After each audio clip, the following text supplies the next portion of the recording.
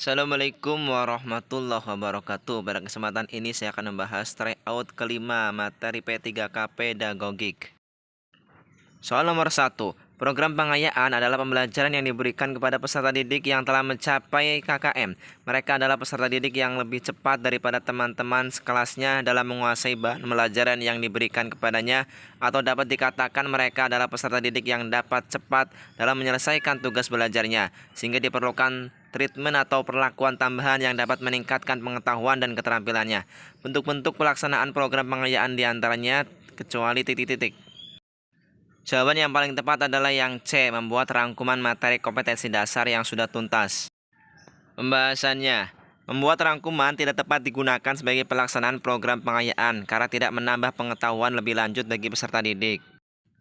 Soal nomor 2. Program pengayaan adalah pembelajaran yang diberikan kepada peserta didik yang telah mencapai KKM. Mereka adalah peserta didik yang lebih cepat daripada teman-teman sekelasnya dalam menguasai bahan pelajaran yang diberikan kepadanya, atau dapat dikatakan mereka adalah peserta didik yang dapat cepat dalam menyelesaikan tugas belajarnya, sehingga diperlukan treatment atau perlakuan tambahan yang dapat meningkatkan pengetahuan dan keterampilannya. Pernyataan berikut yang tidak tepat mengenai program pengayaan adalah titik-titik.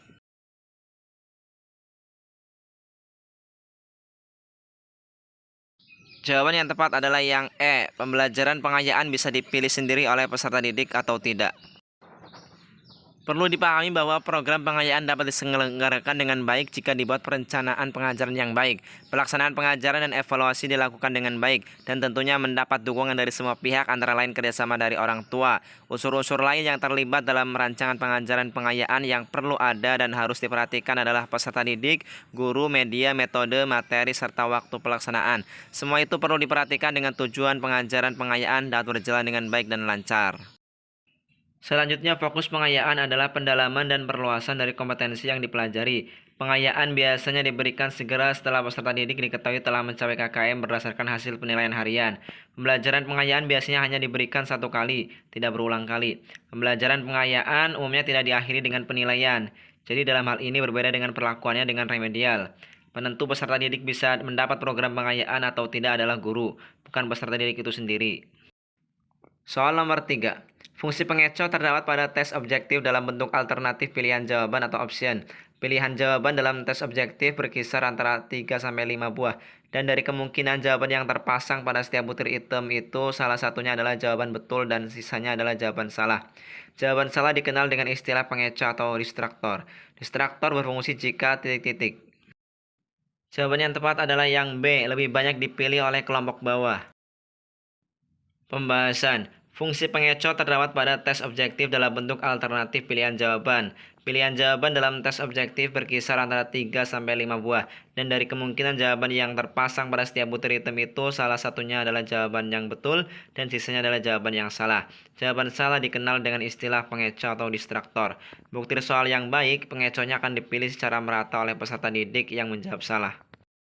Distraktor berfungsi jika satu sekurang-kurangnya dipilih oleh 5% peserta tes atau siswa. Yang kedua, lebih banyak dipilih oleh kelompok bawah. Soal nomor keempat. Silabus dikembangkan berdasarkan standar kompetensi lulusan dan standar isi untuk satuan pendidikan dasar dan menengah sesuai dengan pola pembelajaran. Pada setiap tahun ajaran tertentu, silabus digunakan sebagai acuan dalam pengembangan rencana pelaksanaan pembelajaran. Silabus sebagai acuan pengembangan RPP memuat hal-hal sebagai berikut, kecuali. Jawaban yang tepat adalah yang E, indikator pencapaian kompetensi. Pembahasan. Silabus merupakan acuan penyusunan kerangka pembelajaran untuk setiap bahan kajian mata pelajaran. Silabus paling sedikit memuat yang pertama, identitas mata pelajaran. Yang kedua, identitas sekolah meliputi nama satuan pendidikan dan kelas. Yang ketiga, kompetensi inti merupakan gambaran secara kategorikal mengenai kompetensi dalam aspek sikap pengetahuan dan keterampilan yang harus dipelajari peserta didik untuk suatu jenjang sekolah, kelas, dan mata pelajaran. Yang keempat adalah kompetensi dasar, merupakan kemampuan spesifik yang mencakup sikap, pengetahuan, dan keterampilan yang terkait muatan atau mata pelajaran. Yang kelima adalah tema, khusus SD atau MI. Yang keenam adalah materi pokok, memuat fakta, konsep, prinsip, dan prosedur yang relevan dan ditulis dalam bentuk butir-butir sesuai dengan rumusan indikator pencapaian kompetensi. Yang ketujuh adalah pembelajaran, yaitu kegiatan yang dilakukan oleh pendidik dan peserta didik untuk mencapai kompetensi yang diharapkan. 8 adalah penilaian, merupakan proses pengumpulan dan pengolahan informasi untuk menentukan pencapaian hasil belajar peserta didik. 9. Alokasi waktu sesuai dengan jumlah jam pelajaran dalam struktur kurikulum untuk satu semester atau 1 tahun. 10. Sumber belajar dapat berupa buku, media cetak, dan elektronik, alam sekitar, atau sumber belajar yang lain yang relevan. Soal nomor 5. Silabus bermanfaat sebagai pedoman dalam mengembangkan pembelajaran seperti pembuatan rencana pembelajaran, pengelolaan kegiatan pembelajaran, dan pengembangan sistem penilaian. Silabus merupakan sumber pokok dalam penyusunan rencana pembelajaran. Dalam pengembangan silabus perlu dipertimbangkan beberapa prinsip. Terdapat beberapa prinsip yang harus dijadikan dasar dalam pengembangan silabus. Di antaranya adalah ilmiah, relevan, sistematis, konsisten, aktual, memadai, fleksibel, dan menyeluruh. Prinsip ilmiah dalam pengembangan silabus maksudnya adalah titik-titik. Jawaban yang tepat adalah yang D. Keseluruhan materi dan kegiatan yang menjadi muatan dalam silabus harus benar dan dapat dipertanggungjawabkan secara keilmuan. Pembahasan. Dalam pengembangan silabus perlu dipertimbangkan beberapa prinsip. Prinsip tersebut merupakan kaidah yang akan menjiwai proses pembelajaran. Terdapat beberapa prinsip yang harus dijadikan dasar dalam pengembangan silabus, diantaranya adalah: pertama, ilmiah. Keseluruhan materi dan kegiatan yang menjadi muatan dalam silabus harus benar dan dapat dipertanggungjawabkan secara keilmuan. Yang kedua, relevan, yaitu cakupan, kedalaman, tingkat kesukaran, dan urutan penyajian materi dalam silabus sesuai dengan tingkat perkembangan fisik, intelektual, sosial, emosional, dan spiritual peserta didik. Yang ketiga adalah sistematis, yaitu komponen-komponen silabus saling berhubungan secara fungsional dalam mencapai kompetensi. Yang keempat, konsisten, yaitu adanya hubungan yang konsisten, ajak, taat asas di antara kompetensi dasar, indikator, materi pokok atau pembelajaran, kegiatan pembelajaran, sumber belajar, dan sistem penilaian. Yang kelima adalah memadai, yaitu cakupan indikator, materi pokok atau pembelajaran, kegiatan pembelajaran, sumber belajar, dan sistem penilaian cukup untuk menunjang pencapaian kompetensi dasar.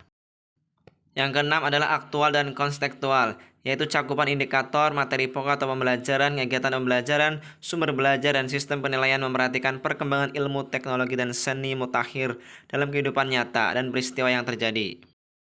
Yang ketujuh adalah fleksibel, yaitu keseluruhan komponen silabus dapat mengakomodasi keragaman peserta didik, serta dinamika perubahan yang terjadi di sekolah dan tuntutan masyarakat. Yang kedelapan adalah menyeluruh, yaitu komponen silabus mencakup keseluruhan ranah kompetensi, meliputi kognitif, afektif, dan psikomotor. Soal nomor 6. Dalam merancang silabus, alokasi waktu perlu diperhatikan. Alokasi waktu adalah jumlah waktu yang dibutuhkan untuk ketercapaian suatu kompetensi dasar tertentu. Untuk menentukan alokasi waktu tiap kompetensi dasar, hal yang tidak perlu diperhatikan adalah titik-titik. Jawaban yang tepat adalah yang C. Pemilihan metode pembelajaran.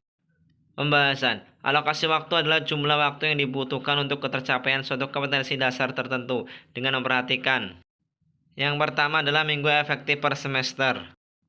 Yang kedua adalah alokasi waktu mata pelajaran. Yang ketiga adalah jumlah standar kompetensi dasar per semester.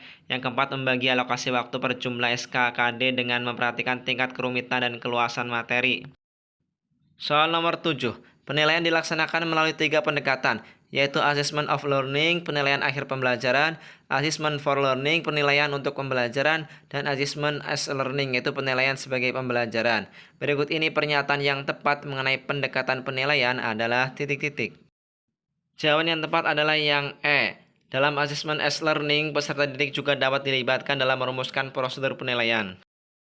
Pembahasan. Penilaian dilakukan melalui 3 pendekatan, yaitu Assessment of Learning atau penilaian akhir pembelajaran, Assessment of for Learning atau penilaian untuk pembelajaran, dan Assessment as Learning yaitu penilaian sebagai pembelajaran.